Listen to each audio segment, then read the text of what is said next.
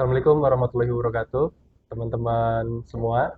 Salam sejahteranya. Kembali lagi kita di FSBN Channel. Malam hari ini kita di Cafe Buono, tempat biasa kita melakukan podcast ya. Bertemu kembali dengan Pak Laude selaku ahli politik intensitas etnisitas. Apa kabar Pak Laude? Alhamdulillah baik. Selamat malam Pak. Malam. Iya, gimana nih Pak?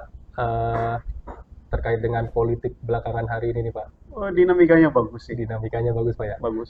Ada beberapa pertanyaan nih Pak yang ingin saya tanyakan terkait dengan asta cita yang disampaikan oleh Prabowo Gibran. Yang pertama yang ingin saya tanyakan, apa itu asta cita Pak? Mungkin bisa dijelaskan dulu nih Pak. Asta cita itu apa sih Pak? Baik, baik ya. Iya. Terima kasih ya. Bismillahirrahmanirrahim. Assalamualaikum warahmatullahi wabarakatuh. Waalaikumsalam. Selamat malam dan salam sejahtera buat kita semua. Om Swastiastu, Namo Buddhaya, salam kebajikan. Adil Kak Talino, Bacuramin Kak Saruga Basengat Kak Jubata. Iya. Ya, saya terima kasih lagi diundang untuk sekian kalinya di dalam acara podcast ini ya. Tapi makin kemari makin berat ini. Iya, Topik-topik yang ditawarkan kepada saya makin panas Pak. makin panas lagi. Iya. Ya, biasanya begitu ya. Ya, terkait dengan asta cita itu memang tadi betul dikatakan bahwa eh, merupakan visi dan misi pasangan calon Presiden Republik Indonesia periode 2024 ya, atau paslon Prabowo Gibran Raka Buming Raka. Itu asta cita itu artinya 8 ya, 8 macam agenda Iya. di dalam kepemimpinan keduanya, manakala keduanya itu mendapat dukungan atau pilihan mayoritas rakyat Republik Indonesia pada tanggal 14 Februari 2024 itu 8. Ada 8 poin. Ya, ada 8 poin. Nah, ini sebenarnya sudah saya rangkum juga nih Pak. Oh, baik, baik, baik. Salah satunya berbicara tentang hilirisasi wujud implementasi Undang-Undang Dasar 945 pasal 33. Ya, ya, ya. Bagaimana tuh Pak yang bisa dijelaskan tentang poin tersebut Pak? Ya, baik. Asta cita ini memang sudah diluncurkan oleh paslon Prabowo Gibran pada saat pada saat daftar di KPU dan juga pada saat pencabutan nomor urut. Jadi asta cita ini sudah merupakan konsumsi publik untuk direspons. Iya. Nah, kita ini bagian dari publik itu. Iya. Ya, kita respon lah. Kita coba respons ya di dalam acara podcast kita malam ini. Iya. Ya begitu. Saya coba berespons, terutama saya lihat dari aspek keahlian saya, Iya. gitu ya, dan juga realitas sosial sejak kemerdekaan Republik Indonesia pada tanggal 17 Agustus 1945 hingga saat ini, pada saat kita berbicara, Iya. gitu ya. Memang hilirisasi ini sangat penting bagi bangsa Indonesia untuk mencapai kemakmuran rakyat, untuk mencapai bonum publikum atau kemakmuran umum. Saya ingat benar bahwa terkait sumber daya alam di awal-awal kemerdekaan itu Presiden Soekarno mengatakan sumber daya alam jangan dieksploitasi dulu, ya, tunggu bangsa Indonesia ini sudah memiliki ahli dan sudah memiliki uang. SDM-nya sudah ada. SDM-nya sudah ada, cukup, dan modalnya modal pun sudah ada, cukup, gitu ya, cukup. Baru kita eksploitasi. Baru dieksploitasi. Ini tujuan Soekarno adalah untuk memenuhi kerangka pikir beliau yang disebutnya berdikari, Ya. berdiri di atas kaki sendiri, gitu ya. Iya. Ini. Jadi berdikari ini sebetulnya merupakan visi pembangunan bangsa Indonesia yang sesuai dengan pembukaan UUD 45 itu. Iya. Sesuai. Nah, betul, selama kepemimpinan Soekarno itu yang dibangun adalah sumber daya manusia. Disekolahkan ke luar negeri untuk belajar berbagai ilmu pengetahuan, Iya. untuk kemudian kembali ke dalam negeri untuk membangun bangsanya dalam rangka mencapai masyarakat yang adil dan makmur. Ya. Nah, belum itu terlaksana, beliau sudah dipanggil Allah gitu ya. Iya. Lalu dilanjutkan oleh Soeharto selama 32 tahun. Betul. Namun hilirisasi itu belum dicanangkan secara konkret sebagai kebijakan dalam pembangunan nasional. Tetapi sumber daya alam sudah mulai dieksploitasi. Iya. Ya, sudah mulai Iya. dieksploitasi.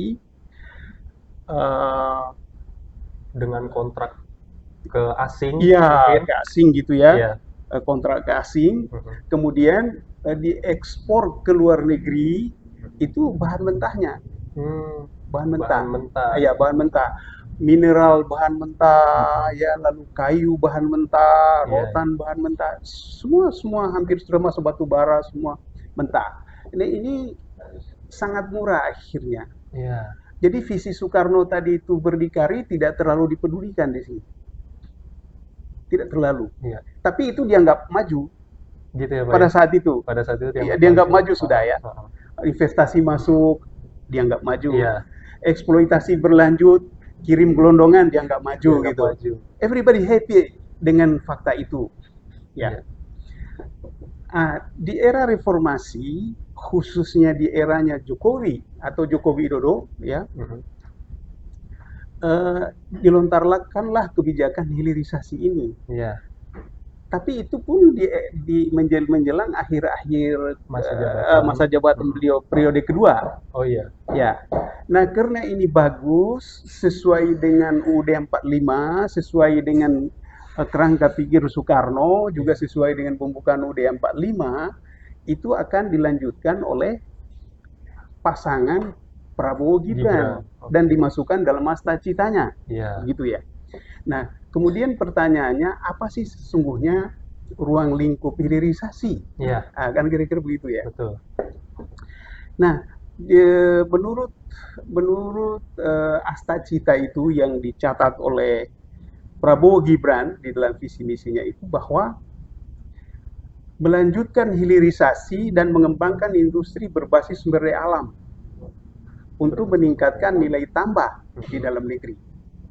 Betul. Ada nilai tambah Ada. yang akan didapat oleh negeri. Dalam negeri. Iya. Dapat dalam negeri. Ya. Jadi dengan demikian itu ada korelasi antara kerangka pikir Soekarno tadi itu dengan hilirisasi yang dikembangkan Jokowi dan dilanjutkan oleh Prabowo Gibran. Manakala terpilih mayoriti di dalam Pilpres 14 Februari 2024 kelak. Gitu ya. Nah, ini sesuai dengan amanat UUD 45 pasal 33 ayat 3, yaitu bumi dan air dan kekayaan yang terkandung di dalamnya dikuasai oleh negara dan dipergunakan untuk sebesar-besar kemakmuran rakyat. Nah, itu. Ini betul-betul merupakan implementasi, ya, atau saya ulangi, hilirisasi yang dicanangkan oleh Prabowo Gibran ini merupakan wujud implementasi UUD 45 pasal 33 ayat 3 yang selama ini dikeluhkan oleh seluruh rakyat Indonesia dan tidak pernah dikabulkan. Nah, di dalam periode ini tidak diminta oleh rakyat, tapi dicanangkan oleh Prabowo Gibran ini gitu. Oh, ini bagi kita adalah satu satu hikmah yang maju. Satu hikmah yang korelatif dengan proklamator tadi. Bung Karno, ya. Ya, Soekarno-Hatta lah, kalau sudah proklamator itu mesti sebut dua nama itu. Kalau sebut satu nama kurang, tidak boleh itu. Ya, dianggap bilang kurang paham ya. Jadi harus Soekarno-Hatta gitu ya. Satu dari Jawa, satu dari Minangkabau, ya gitu ya. Nah, selama ini termasuk periode pertama Jokowi, Mhm. itu sumber daya alam masih masih sama dengan kebiasaan di era Orde Baru, yaitu kirim bahan Kirim mentah. barang mentah. Itu sedikit sekali mendapat manfaat. Iya. Yang lebih dapat manfaat adalah importirnya, Iya, karena di sana diolah, diolah jadi barang kembali, jadi, jadi barang jadi, dan untungnya berlipat-lipat. bahkan masuk lagi ke Masuk negara lagi ke kita. sini, masuk ke sini Iya. lagi dianggap sebagai bahan-bahan luar negeri, Oke. harganya lebih tinggi lagi. Nah, kalau boleh saya rangkum berarti gini ya berarti Pak. Ya, Jadi selama ini bangsa kita itu sangat-sangat banyak merugi ya, akibat barang mentah yang kita kirim, kita ya, terima barang jadi. betul. Dan hari ini pasangan Prabowo Gibran ingin coba mengembalikan apa yang dulu disampaikan oleh proklamator Proklamator gitu, Soekarno-Hatta itu ya. Soekarno-Hatta. Iya, Seperti itu ya, Pak ya? seperti itu. Gitu. Akan bekerja di situ. Nah, jadi kalau sudah merujuk pada UUD 45, Mm-mm. itu calon kedua pemimpin kita ini itu sudah konsisten dengan misi kemerdekaan bangsa Indonesia, Iya. sudah konsisten. Oke. Ini artinya apa? Bagus. Oke, Ya, bagus. tambah lagi satu gitu Iya. ya, bagus. Nah, saya ambil kasus, Mhm. saya ambil Iya. kasus ya, saya ambil kasus untuk untuk menggambarkan nilai tambah tadi, Iya. ya. Contoh. Anda akan lihat nilai tambahnya dan Anda hitung sendiri deh. Oke. Pemirsa juga boleh hitung sendiri. Saya udah nyiapin kalkulator. Iya. Iya. Pemirsa boleh menghitung sendiri juga. Saya akan sebutkan angka-angkanya. Iya. Monasit, Monasit. ya monasit. Apa itu monasit? Monasit itu bagian dari mineral, Oke. yang disebut oleh para geologis itu dia mengandung fosfat ya, Fosfat. ya fosfat Mhm. berwarna coklat kemerahan, mengandung logam tanah jarang, Iya. logam tanah jarang atau LTJ. Logam. Di dalam bahasa sains itu disebut rare earth element, Oke. ya itu Iya. REE, gitu ya. Itu yang terkenal. Nah, saya ingin sedikit bicara bahwa ada negara di dunia yang tidak pernah mengakui bahwa di Indonesia, yang tidak pernah percaya bahwa di Indonesia itu ada logam tanah jarang.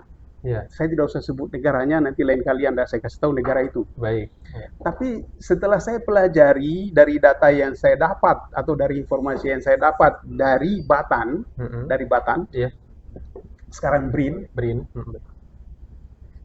bahwa eh, monasit itu dia mengandung 17 unsur. 17 unsur. Mhm.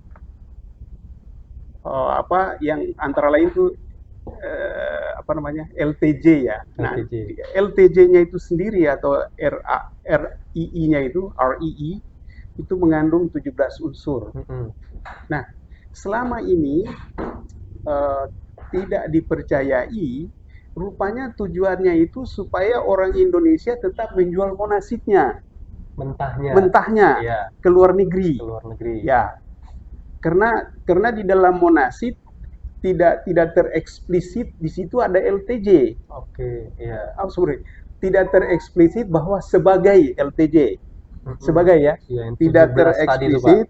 Ya, itu belum. Belum. Ya, belum. Jadi di monasit itu tidak tereksplisit yang namanya LTJ atau RII, Iya. gitu ya. Tidak, jauh karena dia. Nah, dengan harga satu kilogram 1 kilo. monasit itu Saya mulai hitung, Pak. Rp1.000 sampai Rp3.000. Kita ambil yang besarnya lah, Pak ya. 3.000 3.000 ya, 3.000. Mhm. Ya, Rp3.000. 1 kilo 3.000. 1 kilo Rp3.000 ya, jangan ambil 1.000-nya. Iya. Ambil Kita 3.000-nya, ambil harga tertinggi. Selama ini begitu. Iya. Nah, jadi tidak pernah mengekspor LTJ. Iya. Yang diekspor itu monasitnya. Monasitnya. Nah, gitu ya. Nah, dengan demikian orang awam juga percaya itu bukan LTJ, itu monasit. Betul. Nah, padahal di dalamnya itu ada LTJ. Ada LTJ. Nah, LTJ itu memiliki 17 unsur kimiawi. Iya. Ya, 17 unsur kimiawi. dan itu sangat berguna bagi industri teknologi maju, Oke. untuk HP, untuk komputer, Iya, untuk banyak macam IC ya pakai itu ya. betul. Ya, I Ya. see. Jadi seluruh teknologi canggih, seluruh teknologi telekomunikasi Mm-mm. pakai LTJ. Unsur-unsurnya itu dapat dari dia. Oke. Nah, setelah setelah dia apa? Setelah monasit ini dia dipisah, ya dipisah ya, Mm-mm. dipisah menjadi satu diantaranya itu adalah LTJ, lalu melahirkanlah ditemukanlah 17 17 unsur unsur. tadi Mm-mm. untuk keperluan industri strategis komersial dan industri strategi pertahanan. Mm-mm. Itu Anda tahu 1 metrik ton, Ya. 1 metrik ton setelah diekstrak di Iya. dalam negeri ya, menjadi sebentar saya lihat dulu harganya ini, menjadi 218.390 USD USD per ton per ton. ya, atau itu Luar pada tahun biasa. 2022 loh, Sekarang baru 2003. 2023 Harga naik lagi. naik lagi ya, atau 3,13 miliar per ton. Pemirsa 13,3 mangga miliar. dihitung.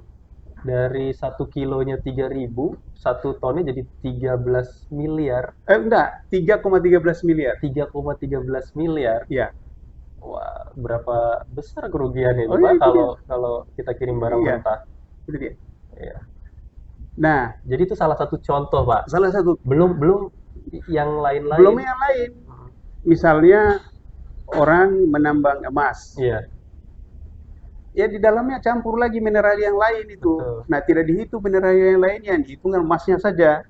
Sudah berapa banyak dibawa ke luar negeri ya begitu. Iya. Nah, hilirisasi mengarahkan seperti itu supaya 100% kandungan mineral itu dan unsur-unsurnya Mhm. itu dimanfaatkan sebesar-besarnya untuk kemakmuran rakyat kita. Nilai tambahnya di situ. Nah, Contoh sebentar. Ya. Contoh tadi kalau monasit sudah dipisah menjadi perpaduan, kalau monasit tadi itu sudah dipisah dari apa namanya, dari LTJ, Iya. LTJ saja, tidak usah bicara yang lain, Iya. LTJ saja. Mhm. Sebetulnya itu masih ada lagi yang lain seperti thorium, ya uranium ada di dalam. Ada di dalam. Ada di dalam itu. Di dalam. Salah satu 17 Iya, unsur iya, itu. di 17 itu ada. Jadi kita taunya cuma uranium, ternyata iya, di monasit itu ada 17 unsur. iya 17 unsur ya. Jadi ada dalam monasit itu ada LTJ, ada thorium kan, Iya. lalu ada uranium juga gitu. Tapi yang dihitung hanya monasitnya, Monasit. Rp3.000 tadi, Iya. atau Rp1.000 gitu. Iya. Ini menandakan SDM kita belum mampu mengelolanya, Pak. Tadi kan seperti yang dikatakan oleh Bung Karno ya, Iya, sebelum ini dieksploitasi, SDM kita harus dimampukan dulu, iya, iya. modal harus diperkuat. Nah, ini apakah menandakan sejauh ini kita belum mampu SDM-nya, atau memang ada unsur-unsur yang menggelapkan itu semua gitu, Pak? Sampai terciptalah visi misinya Prabowo Gibran ini untuk hilirisasi. Sebetulnya ini kekeliruan struktural Kekeliruan struktural. yang didominasi oleh faktor budaya, Oke, faktor budaya individual. ya. Nah, gitu.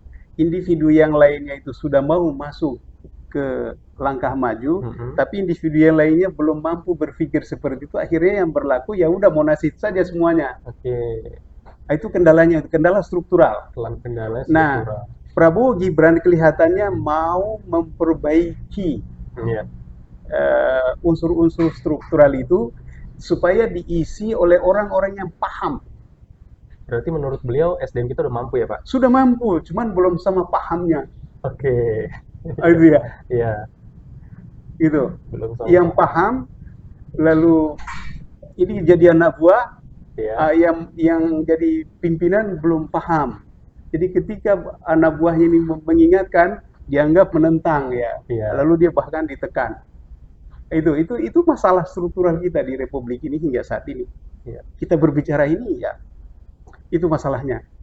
Baik. Nah, jadi eh, sudah ada gambaran bahwa nilai tambahnya ada, supaya lebih konkret lagi, Iya. ya, supaya lebih konkret lagi. Dari mana diperoleh nilai tambah itu? Ya, Iya. jadi itu di situ ada upaya teknologi yang berupa pengayaan, ya, dua unsur RII, RII, sorry, RRI ya, RRI, iya, RRI, iya, ya. R-nya 2, Iya. I-nya 1, Iya. RRI ya, atau LTJ. Oh sorry, saya terbalik ya. Eh, REE, RII. ya, Rare Earth Element. Oke. Ya, saya terbalik dari maaf. Jadi saya koreksi. Nah, itu dipadukan dua unsur dari LTJ itu yang disebut eh, praseodymium dengan neodymium.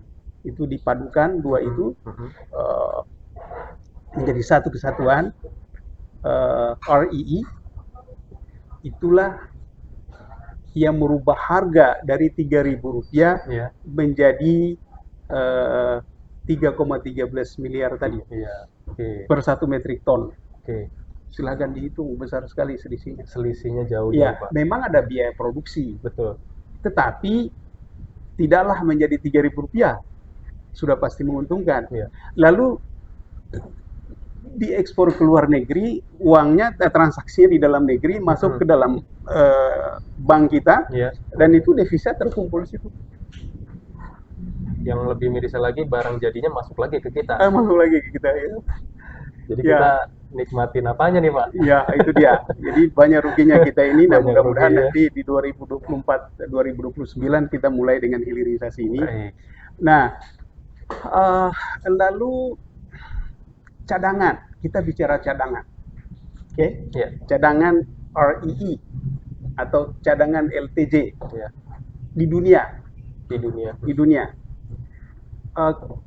Saya mau kasih lihat 4 negara saja. Iya. Ya. Cadangan terbesar adalah Cina. 44 juta ton 40 juta. cadangannya di Cina. Dahulu Cina sebagai pengekspor terbesar di dunia. Iya. Sekarang Monasit ini tadi. ya, ya, sekarang dia tidak mau lagi. Oh, gitu.